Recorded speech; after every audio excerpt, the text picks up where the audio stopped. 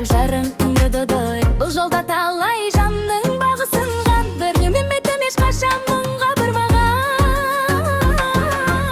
Жұрт сөзі кейде жанымды жаралайды, сол сәтті қайсарлығым қайта оянады.